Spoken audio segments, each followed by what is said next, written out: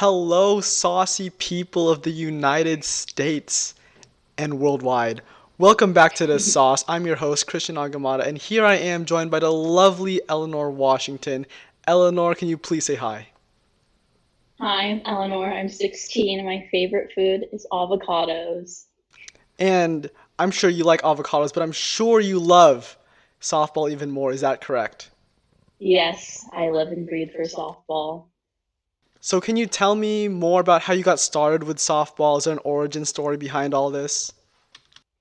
Yeah, so my sister, who's 8 years older than me, started playing softball, and my dad was really into baseball, so that's why he put her in softball. And she was really good, and she stuck with that all out through college. So I grew up watching her play, and I wanted to be like her, so I started playing too.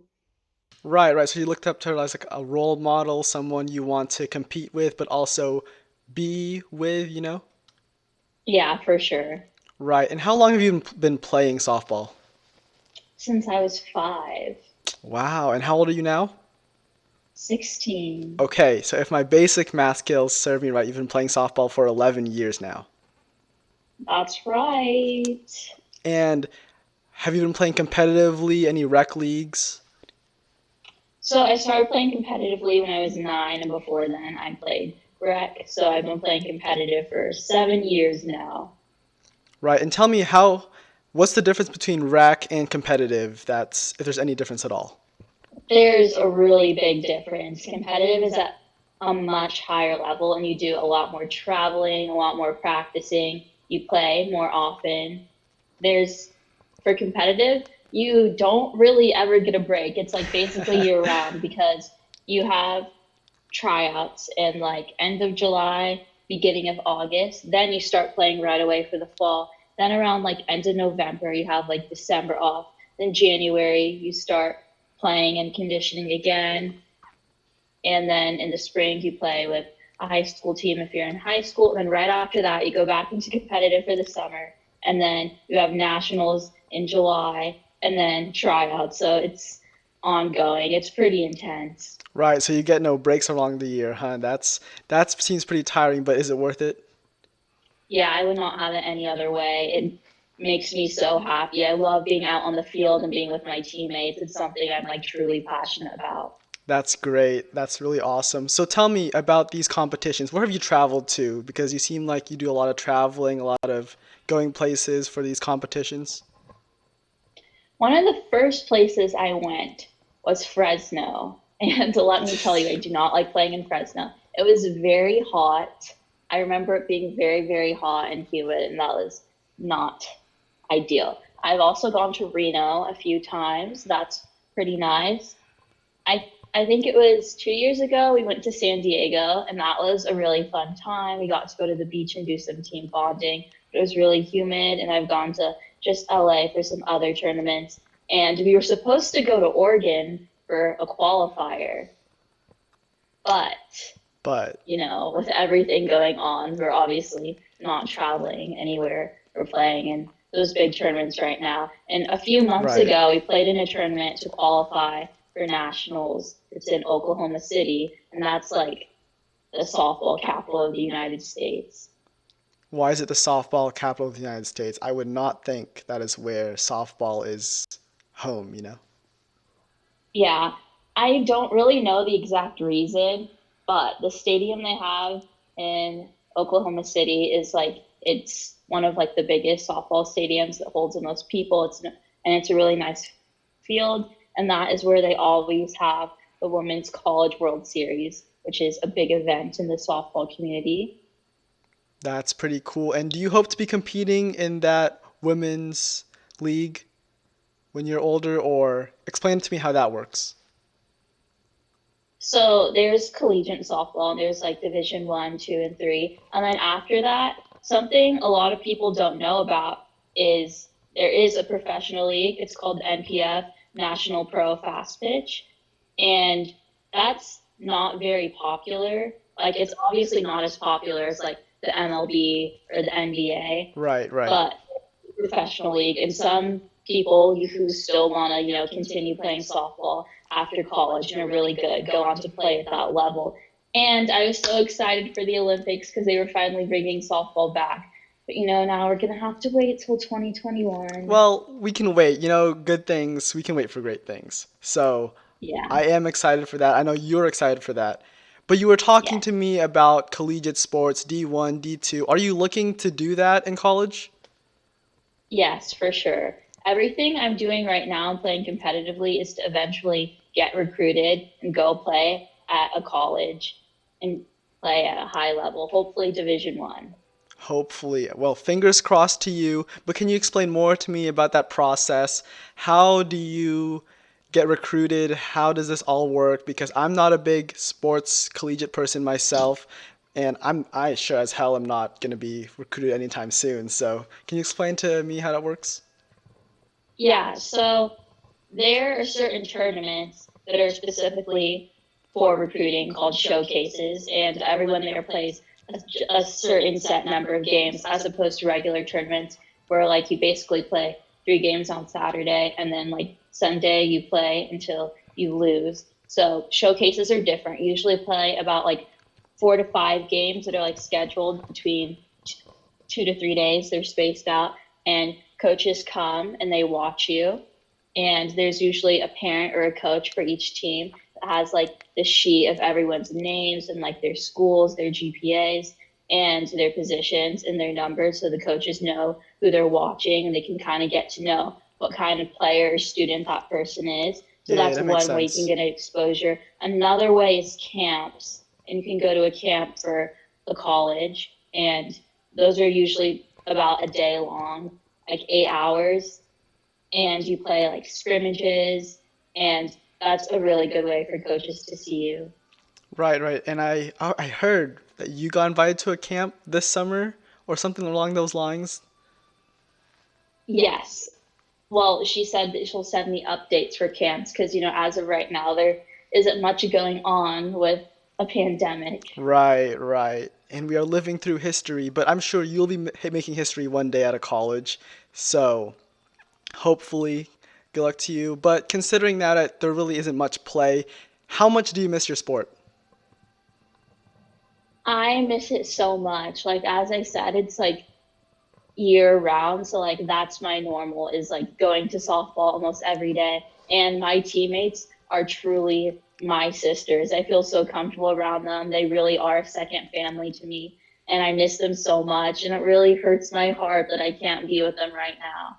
And I miss being on the field so much. It's like my happy place where I feel calm and just like when I'm on the field, everything is right with my life. And I just miss that so much. I'm going to start going back to practice pretty soon.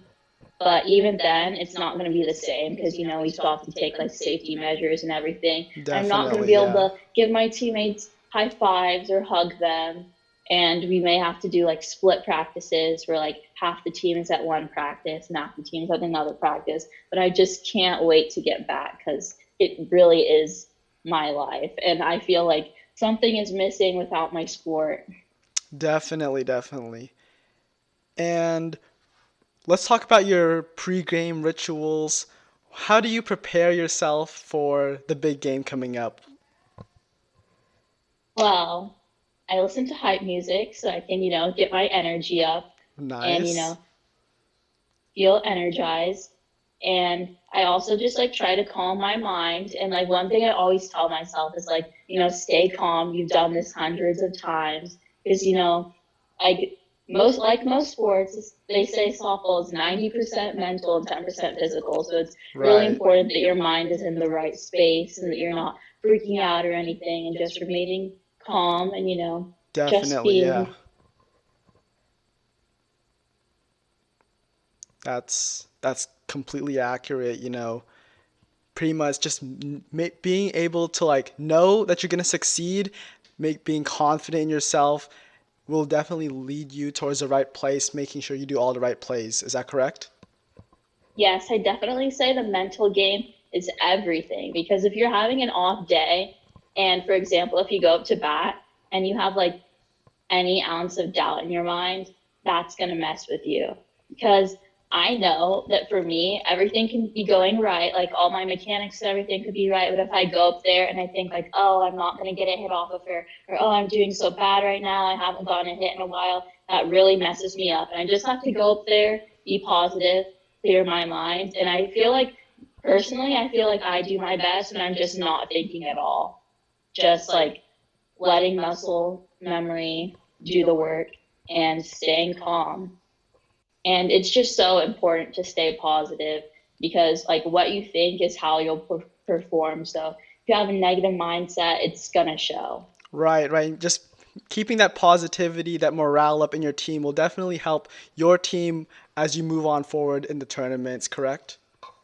Yes, they always say energy is contagious. So if one girl's doing well and she's keeping her teammates up and keeping the good energy going, it definitely helps.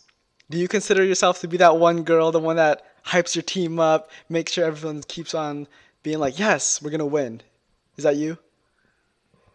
Yes, I have. I actually, we've been in, not everything is perfect. We're not always winning, we're not always ahead. And there have been times we haven't been ahead. And I've had to remind everyone, like, like we're still in this, we got this. Some people actually don't like that. They're like, let me be upset that I didn't do well. But I try to, you really have to like let things go because mistakes are gonna happen, but what Yes. matters most is like what you do on the next play. So you just have to let that go and move on and try to stay positive, which is really really hard. It's hard to forget that you made that big mistake and that like impacted the team because like in any team sport, if you make a mistake you feel like you're letting the team down, but it's important to remember that Right, yeah. we're all in this together. One person doesn't make or break the game, and you just have to stay positive. You seem very wise in this. I'm sure that 11 years of experience just definitely through the roof with you. And would you say that you've learned all of this just by playing? Because I'm sure you didn't know this at the start, right? When you were like 5, I'm sure you didn't know that. But definitely just playing, continue to play throughout the years. You know about all this. You've gained all these skills and lessons. Would you say that just by being in that competitive environment helps you to get to learn all these lessons that you're going to take with you, even throughout, like away from softball?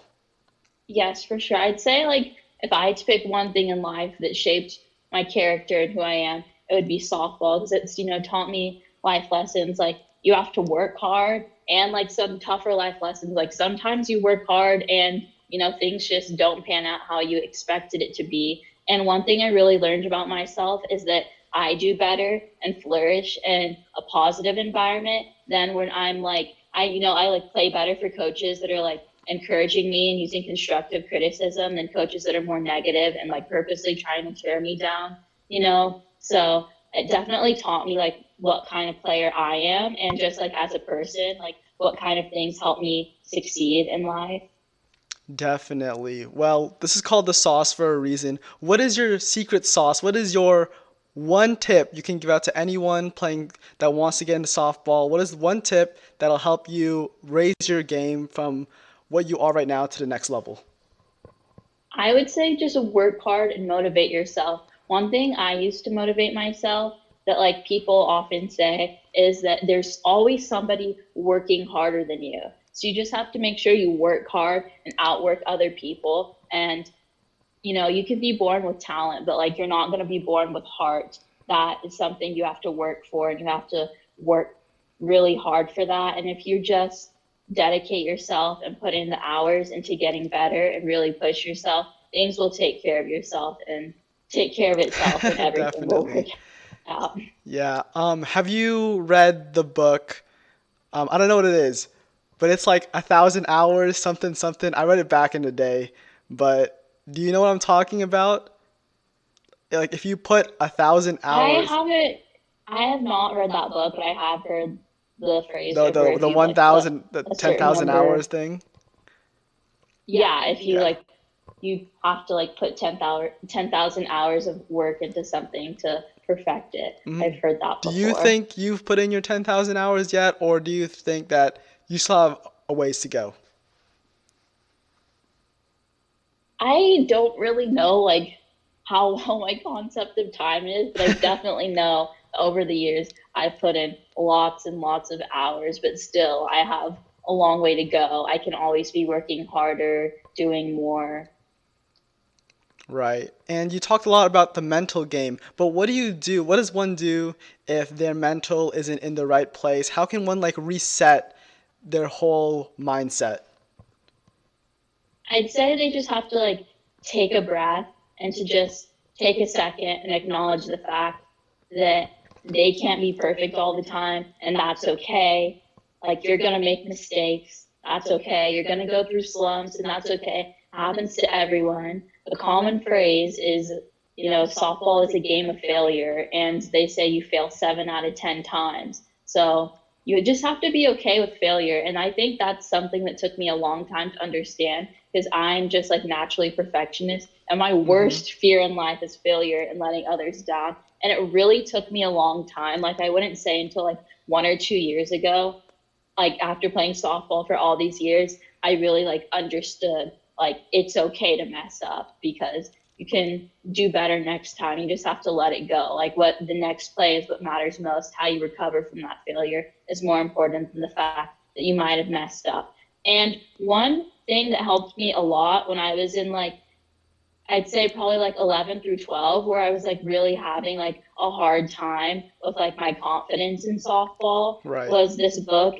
I don't have it with me.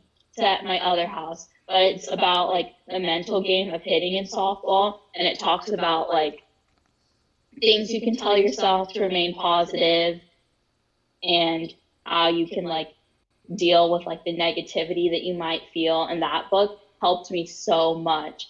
Literally overnight results, like having played terrible on Saturday, read that book, got in the right place, did much better Sunday. It's a great book. That's awesome. And so let me just summarize what you just said real quick. Basically, to all the aspiring softball players out there, just making sure that you're in the right mental state of mind and accepting failure not as like a sudden stop, but as something where you have to pick yourself up and keep on moving forward will help definitely your career just skyrocket and you'll see the results right away. Is that correct? Yes, you can always, it may take a while, but you can always learn from your mistakes and use them to help make you better. And you can even take that off the field too, just in life, learn from your mistakes, make you into a better person. We all have to grow, and making mistakes is how we grow. Yeah, that's a great mindset to be going on into whatever you do. This isn't just about sports. This is about anything, you It's a know. way of life. It's a way of life. Yes, it's a lifestyle. And one of the things I like to say, hashtag fitness is a lifestyle. Yes. I don't know. I love fitness. It's cool. I'm sure you do too, considering you play a sport. Yes, I do. Exercise is great. Good for the mind and What is body. your favorite exercise? Not like the most fun exercise, you know what I mean?